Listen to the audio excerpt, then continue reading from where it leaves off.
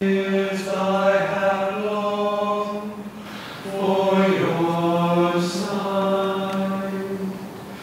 Bathe thy eyes with tears of devotion. Offer candles in prayer to your light. How much longer, friend, must I cry your name? I am yours, ever yours.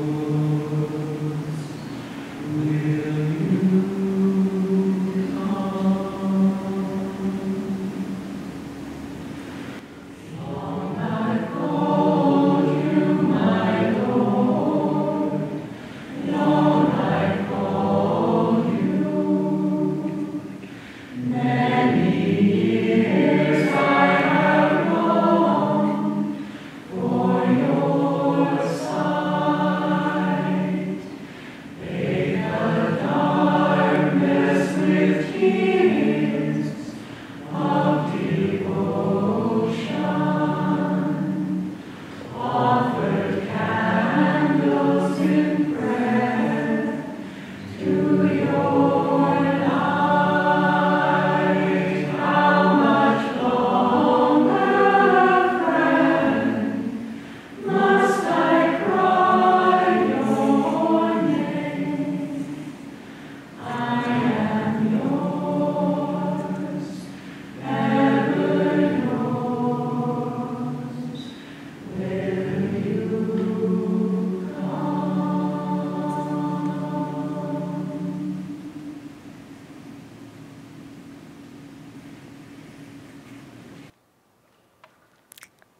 Good evening again, everyone.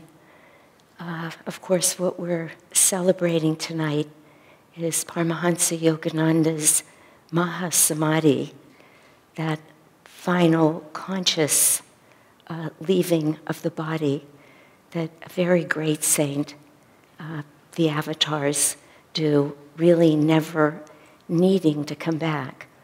Although at times some of them do return, they return because God has asked them to return, because God needs to act through them for those of us who are left here who might need to see them again on this earth, but not really because they need to be here.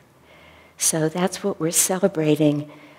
Today we had our family service this morning, and it's always lovely. Of course, it has that childlike innocence to it that one would expect from a family service. And Rita was leading us in a couple of yoga postures.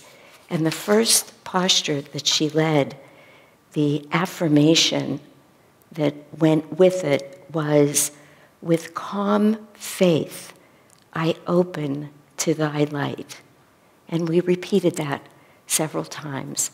With calm faith, I open to thy light.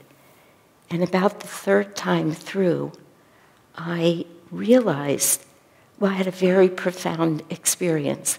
I felt that I was speaking to Master, and I was absolutely certain that Master was in this church with us. And he stayed throughout the family service. I just could feel his presence. Now, that's never quite happened for me in the family service before, but it did this morning. And then there was a woman who joined us. This is her second time. She's lovely. We all just met her last month. And she's Christian, and she's very involved with her own church, but was looking for something to bring her children to, and just happened to find our family service online.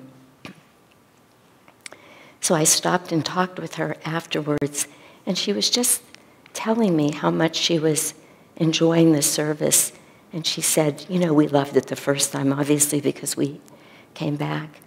But she said, but this time, and she just looked at me, and you could see she was searching for words. And she said to me, "What is it? What happened here today?" So it was just so extraordinary. She knows nothing about Yogananda. I, of course, never said anything about what I was experiencing. But even all of these years after he's gone from his body, he left his body on March 7th in 1952, she knew that something unique had happened here today.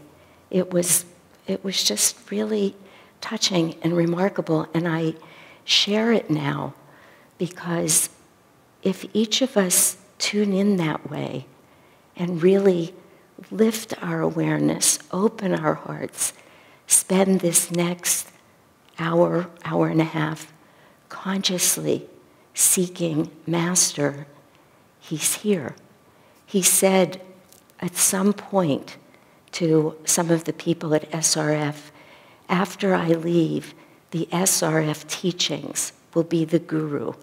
That was a quote of his, meaning, of course, that these teachings will live on and that he will be able to stay in touch with us and contact us. And we all know we have this plaque in our community of words that he said in Beverly Hills while he was alive.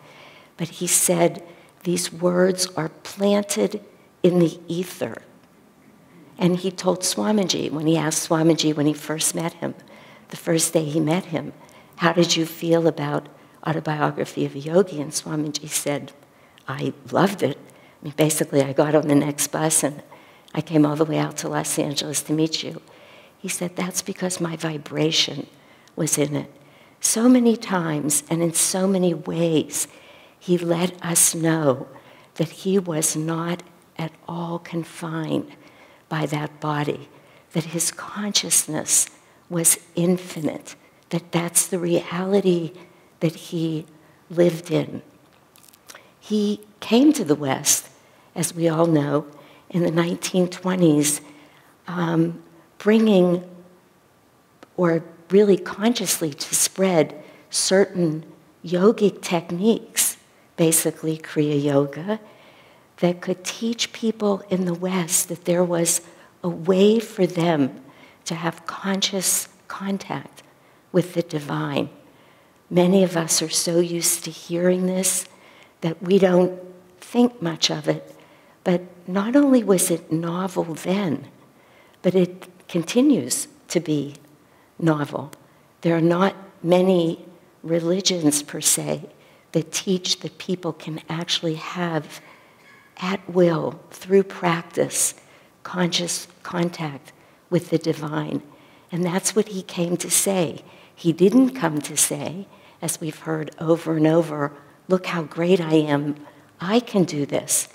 He came with pure love and lived through so much that we now know about, so many difficulties, so many struggles while he was here and away from India, which he loved, to really teach us that this was our spiritual inheritance too, that this is our birthright, to be able to commune with the divine as soon as we believe we can, as soon as we know we can. There were so many wonderful stories that have been told about the last months, really, of Master's life, making it very clear that he knew he was leaving. What is so fascinating about it is he would say over and over to various disciples, I don't have much time left. This may be my last big program. He even said to Dayamata 2 days before he left, I don't really have much time. It could be hours now, and I could be gone. And yet, everyone was totally surprised when he passed into Samadhi that night. And everybody writes about it. Everybody says, you might think this is surprising, but he was so full of life. He was really just pure energy. And I don't think anyone could imagine, any of his disciples at that point, life without him. So although he kept telling people he had several Last Suppers at all of the different places in Southern California that had become part of SRF, everybody was just very surprised when he left. Swamiji tells one very cute story. He says, Master always said, "I'll die with my boots on." And Swami said, very much like Custer. And then when you hear Swami say this in a talk, he stops and he says, actually, come to think of it, he was surrounded by Indians. Very cute, actually. So it was quite an event the night that he left, and as many of us know, for a long time after that, his body really never became corrupt. It never decayed. That's all been documented. There's a very sweet story, which you'll hear in one of our readings tonight, about how Dayamata was in the room with his body alone sometime after he died. And she said just a tear started coming down his left cheek. And she caught that tear with a handkerchief that she then kept for the rest of her life. Swamiji said he was just letting her know that he felt such compassion for their suffering, just a way of speaking to her long after his soul had left that body. Master came, obviously, to teach us many things, but two main things that he wanted us to know and that he found so many ways to tell us is that happiness is not outside of ourselves. We've heard this many times. We know so many of us, all of us really, every one of us, are still stuck with the delusion that some piece of what we need to be happy will come from the outside in. And so much of what he came to say is that everything you need to be happy, to know true joy, is already inside of you.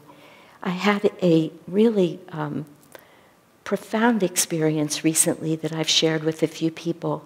A few weeks ago, I met a man who I've been hearing about for years now. He's a Kriyaban. He's a dear friend of Ananda, a Guru Bhai, and he's been in prison for almost 30 years now for a murder that he did not commit, and there's a whole story behind that, but the story's not important right now. I finally got a chance to go and meet him a few weeks ago, and it was very compelling, as you might imagine. He's in federal prison, and you know, you walk into those places and there's nothing with any color. Nobody smiles. You just have to be very careful not to make eye contact. There's thousands of unspoken rules. It was quite a day. And I spent 6 hours with him. And when I got up to leave, well, I can honestly say it was one of the hardest things I've ever done. Because I was walking out that door. I had a really profound connection with this man. He's been meditating for 30 years. There are days where he meditates for hours and hours.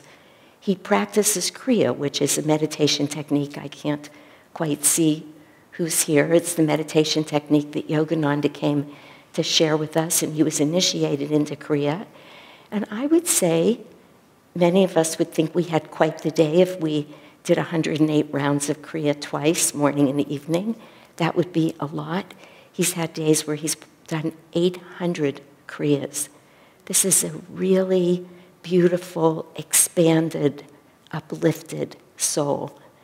And I was leaving to come back to my life, this, my path, my friends, beautiful Bay Area, and he turned around to walk down the corridor into his 5x9 cell that he shares with another person that he's been in for 30 years. And as I was walking out, I said to myself, what could I ever complain about again? What would I ever think to complain about? And I held that thought for about 48 hours. And then all of a sudden, lo and behold, somebody doesn't treat me well or something doesn't go the way I want. Even after that extraordinarily profound experience, this is not an easy lesson to learn. But Master wanted to show us, and he exemplified. We've read so many stories now, particularly in the book, The Fight for Religious Freedom, and then Swami's biography of so many experiences he had, lawsuits and trials, and just it goes on. And Swami says over and over, he never once saw him in the years he lived with him, never once saw him move from his center, never once saw him react with any angst, any disappointment to anything that went on in his life. He lived this for us so that we could see a living example. We could hear his voice. We could watch him on film to see this is what is possible. And he said over and over to us, as Jesus did, everything I am, you are too. He came here really in essence to say to us, your reality, your consciousness is infinite. All you need to do is know that, and that will be true. That as soon as we decide we are free, as soon as we own that, we will be free.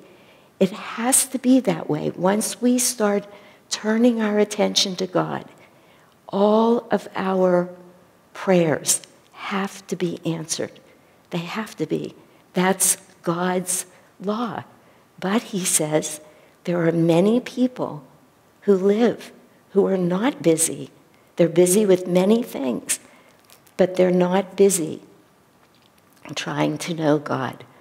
Shankaracharya has that wonderful statement that he said, children are busy with toys, youth is busy with sex, middle-aged people are busy with worries, older people get busy with disease. Nobody's busy with God. Now, Master also went on to say in that story that we've all heard many, many times about Norman, who said to Master once, oh, Master, I'm afraid I don't have very good karma. And Master said to him, Swami says, in a booming voice, don't ever say that. You have to have very, very, very good karma to even want to know God, because there are so few who really want to know God. And Master kept saying to his disciples, to everyone around him, you are those people. And as long as you keep wanting to know God, then that will have to be your reality. That we already have everything we want. We are free, and we have to keep affirming that. Swamiji says the worst thing we can do is to doubt that when we go to God and say, I know I'm not really very good, but I know I made some mistakes, but Swamiji says, don't do that. That very energy is what blocks these masters from being able to help us. That we go to God in thought, in prayer, in meditation, with the idea that we are already there, we affirm it. That's what an affirmation is, those statements of our highest potential. I had a very profound experience with Asha a few weeks ago. I don't even remember what the specific was, but I must have been feeling discouraged about something. that I was trying to do, or whether I was doing all that I could be doing on the path and in the way that I want to be serving everybody that I meet. And very interestingly, not surprisingly, later that day, as she was going through all of her whole old writings and stories about Swamiji, she came upon this saying from Swamiji, and she emailed it to me, and it just struck me in such a deep way. He said, "The way of Satan is to make you feel totally discouraged," which had been exactly my word to her. "A master can criticize or correct you, but he leaves you with hope." Isn't that beautiful? It's the way of Satan to make us feel discouraged. A master can teach us, he can criticize us, he can correct us, but he leaves us with hope. Satan leaves us feeling hopeless. So we have to say to ourselves every time we start feeling discouraged or hopeless on the path, this is the work of Satan. Master would never do this, never. There are times where stories that Swamiji tells, when Swamiji himself tells stories on himself, when he would get irritated with somebody who would come to see Master. He told a story about a man who didn't show up for his appointment with Swamiji. Master had asked Swamiji to teach him some yoga postures and some teachings, and every appointment that Swami made, he didn't show up, but he always showed up for Master. So Swamiji was complaining about it to Master one day, and Master, when the man was coming over, said, "Oh, we'll have a great time with him today." And of course, Swamiji thought Master's really going to let him have it. But Swami says that's not at all what happened. He was kind, he was loving, he was generous with that man. And then when the man left, Swamiji said, "Why were you so nice to him? He's been basically rude." I don't think that's the word Swami used, but like that. And Master said, "What would it be like if I was that way with all of you?" Swamiji said he never forgot that lesson. Because, of course, none of us are perfect, and yet these saints are endlessly loving, endlessly. The meaning of today, of Master's Mahasamadhi, is that it really is all of our Mahasamadhi. It is a perfect opportunity to tune into Master, to feel him right here, right now, knowing, of course, that he's everywhere. He's infinite, but that so are we, that we can hold him as a light and grab a hold of that light, ascending this staircase into our own infinite reality. That's what he wants for us. He wants us to remember who we are by his example. You look at that picture of the last smile. He knew for months that he was leaving. He knew exactly the moment he would leave. There's a lot of stories that show that last smile, 1 hour before he died, feels like he was just smiling upon each of us. Everything I am, you are too. Master left us with this beautiful definition of self-realization. If we could just remind ourselves of this every day, what he said, self-realization is the knowing in all parts of body, mind, and soul that we are now in the possession of the kingdom of God, that you do not need to pray that it come to you, that God's omnipresence is your omnipresence, that all you need to do is improve your knowing. Isn't that beautiful? There you have it, the whole path laid out for us in his definition of self-realization. So let's move on with the evening, but with real consciousness, with real concerted spiritual effort, let's be calling on Master so that he spends the rest of the evening with us. Vanished the veils of light and shade, lifted every vapor of sorrow, sailed away all dawns of fleeting joy, gone the dim sensory mirage.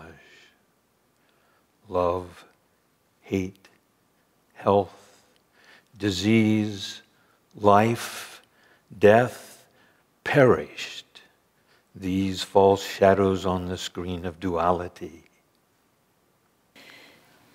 This is a reading from The New Path by Swami Kriyananda. Paramahansa Yogananda taught us, above all, that the true goal of life is union with God, devotion, self-offering, self-surrender, oneness in bliss, and divine love. These are the entire purpose of life. I lovingly remember one day when Master played a recording for a small group of us by a famous singer of Bengal, Mrinal Kanti Ghosh. It was a devotional song, Pashan Hoye. How long will you remain, Mother, a stoic image before my gaze? Set fire ablaze in your eyes and come to me, dancing over all creation. O Mother, divine energy fills the universe with your flowing hair, garlanded by thoughts in all minds. Dancing, dancing, O Mother, free me this day, this very moment, from delusion's bonds. Countless lives I have lived apart from you. At last, now, bring peace into my body temple. I do not remember all the words and am not conversant enough in Bengali to understand many of them. But I remember Master telling us afterward, as I was listening, I too was dancing over all creation. Man's relationship with God is intimate and infinitely dear. What I've hoped above all in writing this book has been to convince you, dear reader, to live more deeply for God, to love Him so completely that you become wholly absorbed in Him. I live without the cosmic shadow, but it is not bereft of me. As the sea exists without the waves, but they breathe not without the sea. Dreams, wakings, states of deep turiya, sleep. Present, past, future, no more for me, but ever present, all flowing I, everywhere. Thursday evening, March 6th, 1952. The monks had just finished their group practice of the energization exercises when Master's car entered the driveway. As we gathered around him, he touched each of us in blessing, and then spoke at length about some of the delusions devotees encounter on the path. Don't waste your time, he said. No one can give you the desire for God. That is something you must cultivate yourself. Don't sleep a great deal. Sleep is the unconscious way of contacting God. Meditation is a state beyond sleep. Superconsciousness as opposed to subconsciousness. Don't spend too much time joking. I myself like to laugh, but I keep my sense of humor fully under control. When I am serious, no one can tempt me to laugh. Be happy within. grave but ever cheerful. Why waste your spiritual perception in words when you have filled the bucket of your consciousness with the milk of peace? Keep it that way. Don't drive holes in it by joking and idle speech. Don't waste time on distractions, reading all the time and so on. If reading is instructive, of course it is good. But I tell people, if you read 1 hour, then write 2 hours, think 3 hours, and meditate all the time. No matter how much this organization keeps me busy, I never forget my daily tryst with God. Walking toward the elevator, he paused at the door. I have a big day tomorrow. Wish me luck.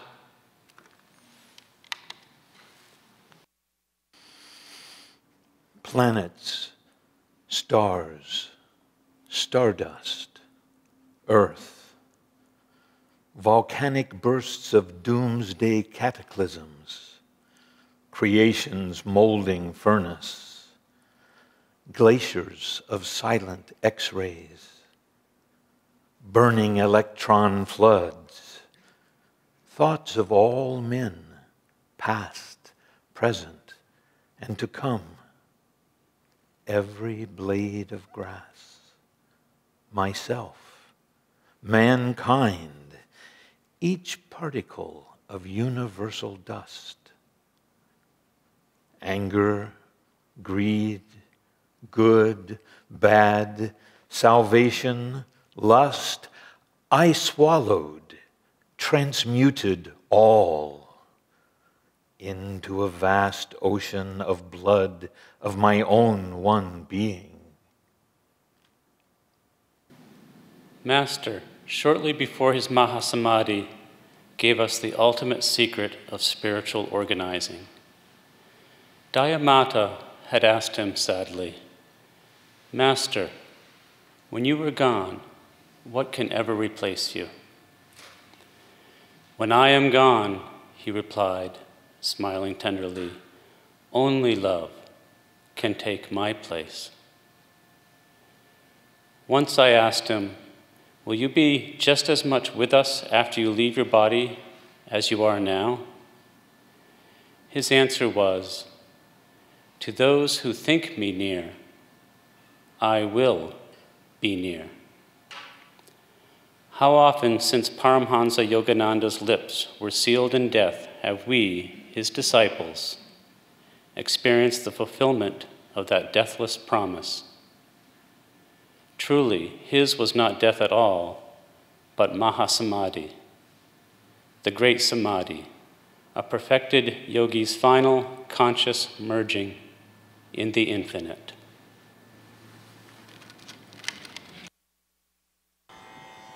I have a love who's far away, far away, far away. I have a love who's far away, farther away than the stars.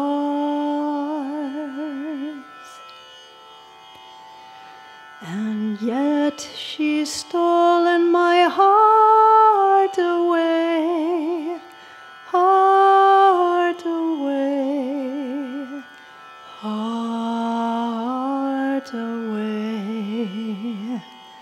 And yet she's stolen my heart away, farther away than the stars.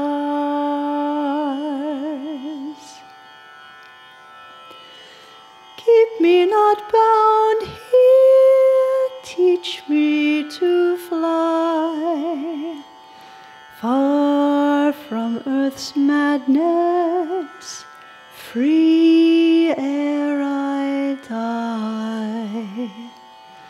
Keep me not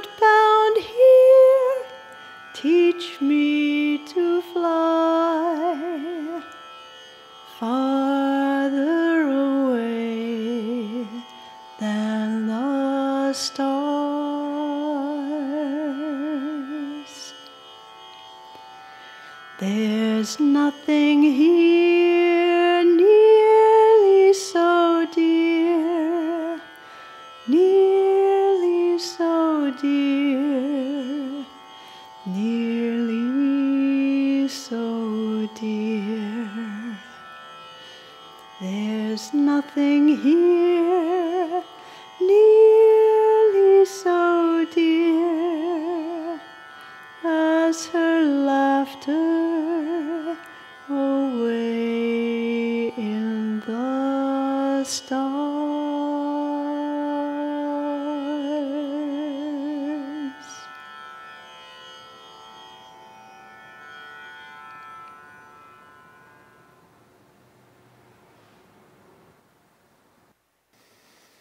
Smoldering joy, oft puffed by meditation, blinding my tearful eyes, burst into immortal flames of bliss, consumed my tears, my frame, my all.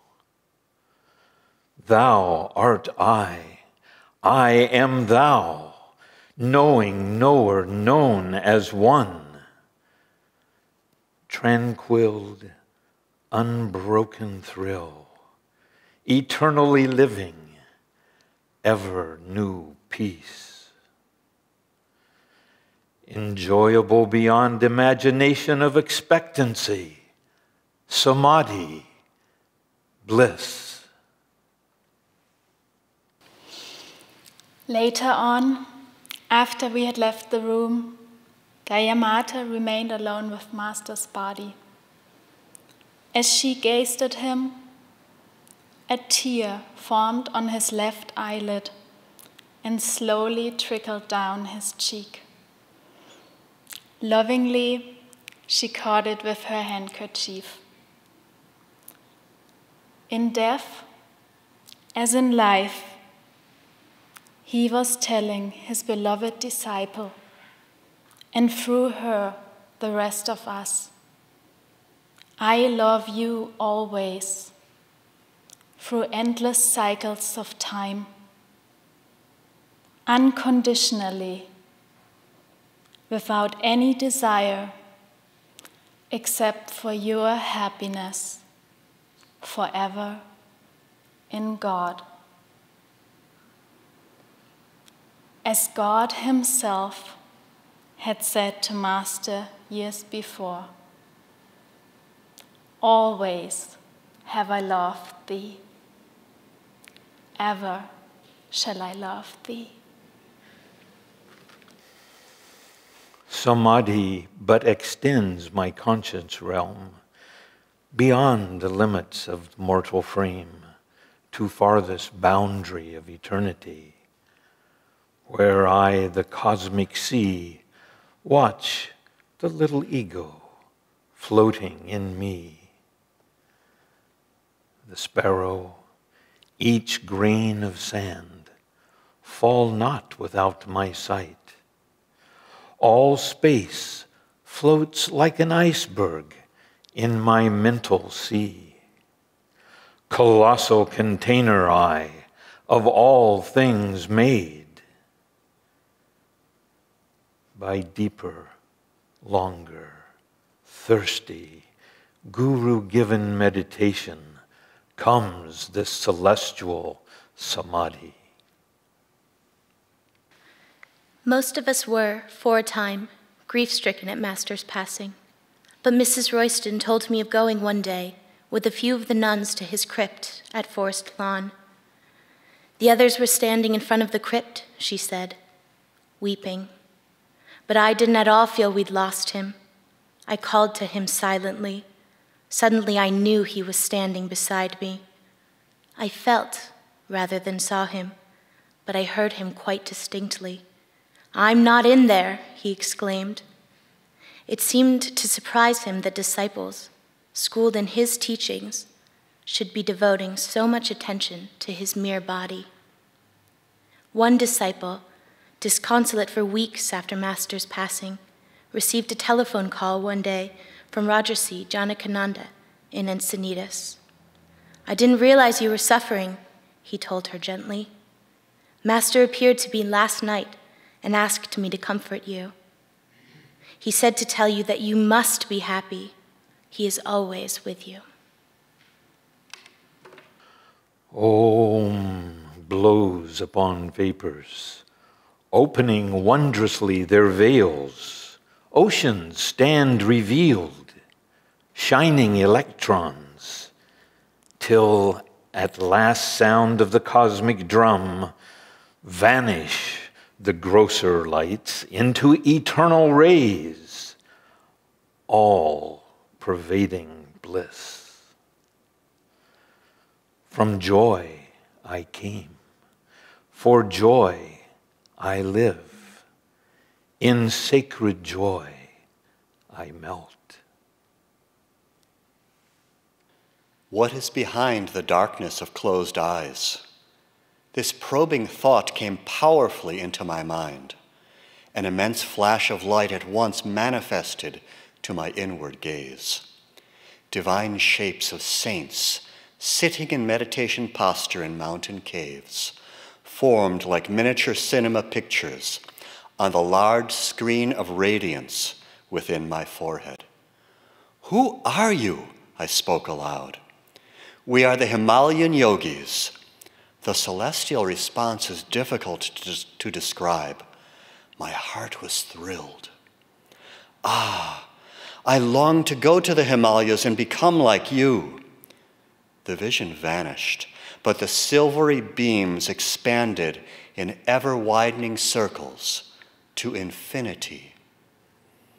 What is this wondrous glow? I am Ishwara. I am light. The voice was as murmuring clouds. I want to be one with thee.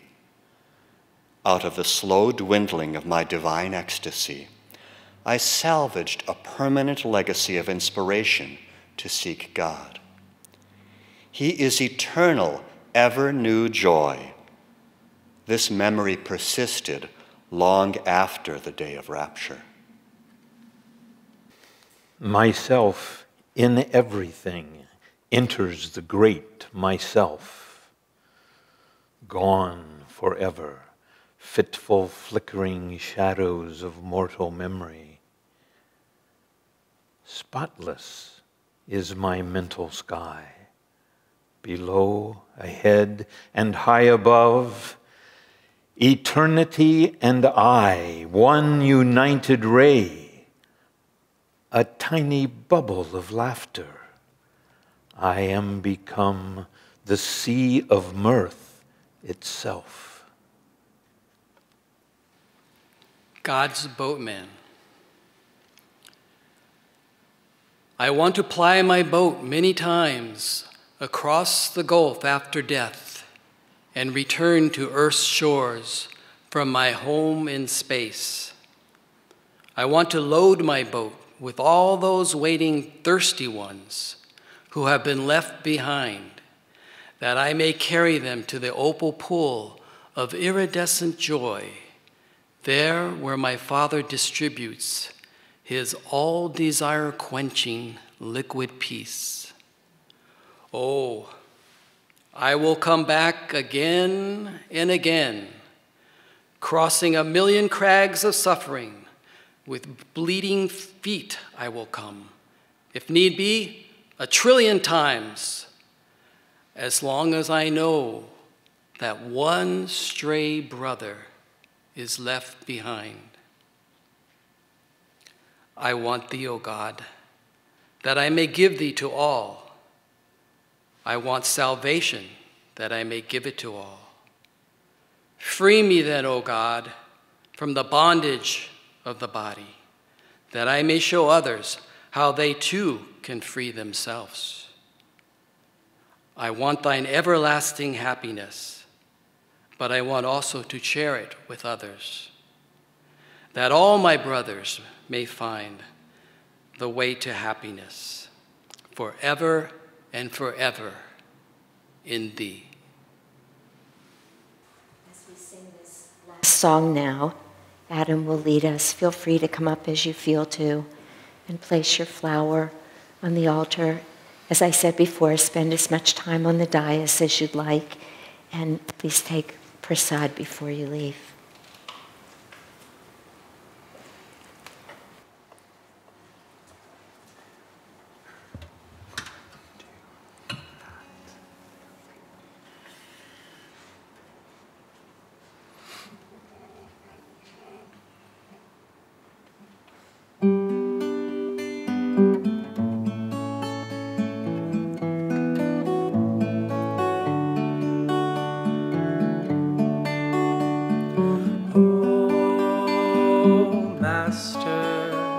Thy joy fill our days. O Master, may thy wisdom guide our ways. The time has come for us to see that there's but one reality upon the earth and high above. The truth that all was made from love. A love that calls to us to fly above the hills, above the sky, above the storms, above the pain. A land where peace and laughter reign.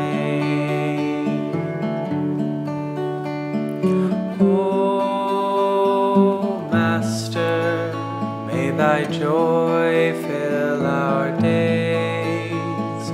O Master, may thy wisdom guide our ways.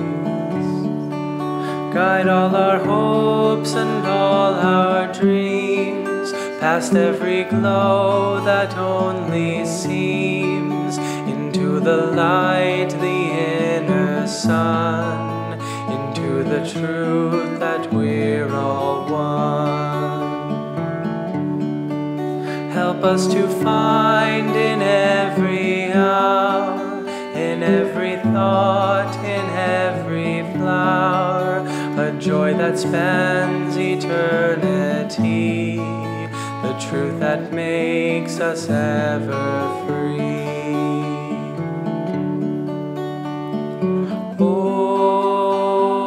Master, may thy joy fill our days. O Master, may thy wisdom guide our ways.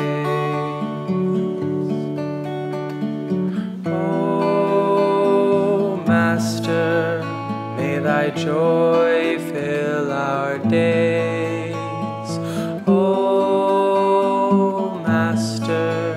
May thy wisdom guide our ways. The time has come for us to see that there's but one reality upon the earth and high above, the truth that all was made from love.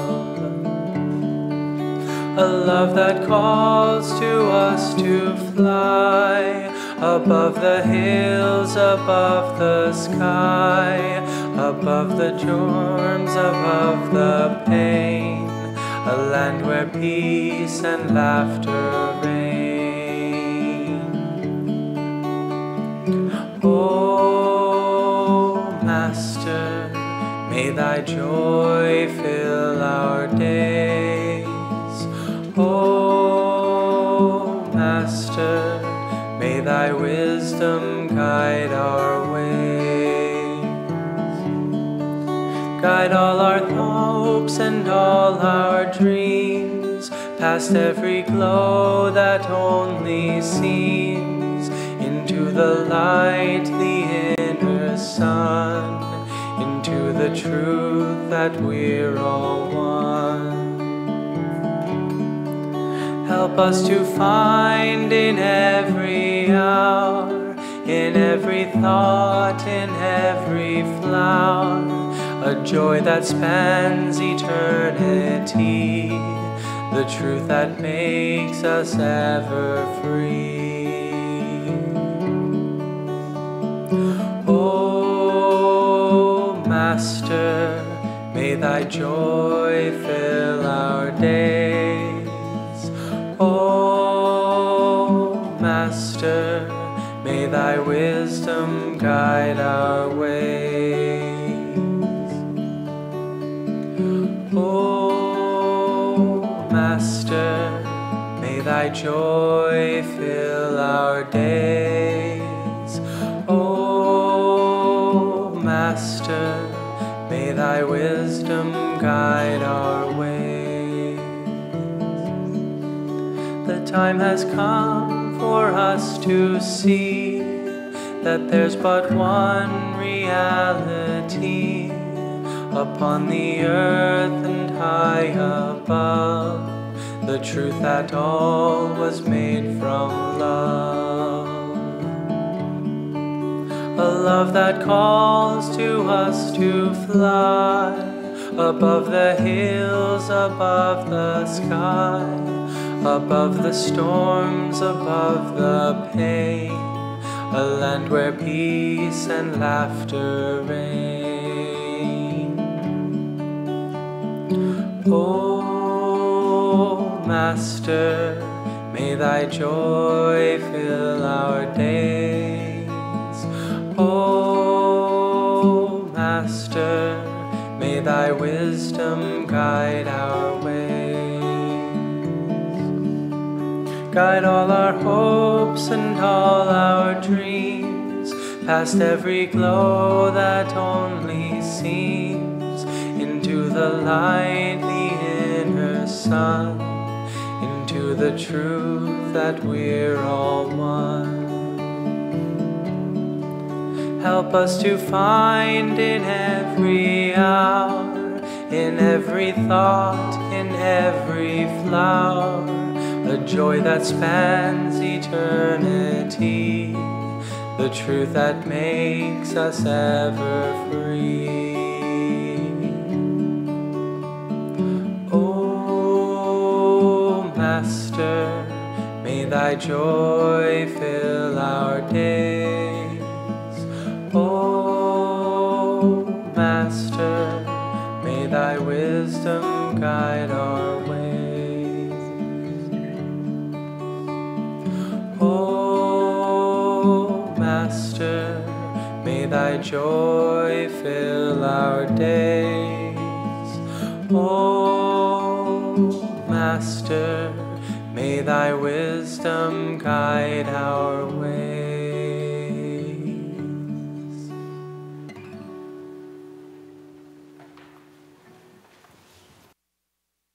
This is one of Master's favorite prayers that he repeated very often at the Hermitage.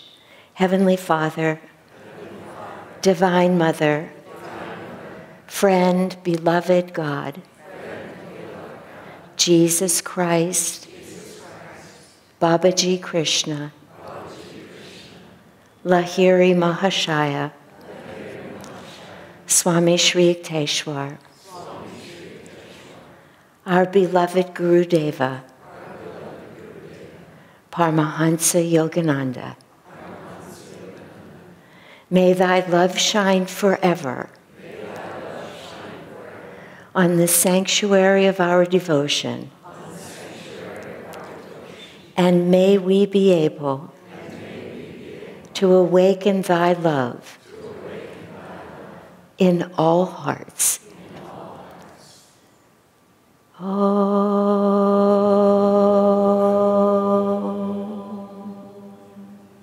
peace.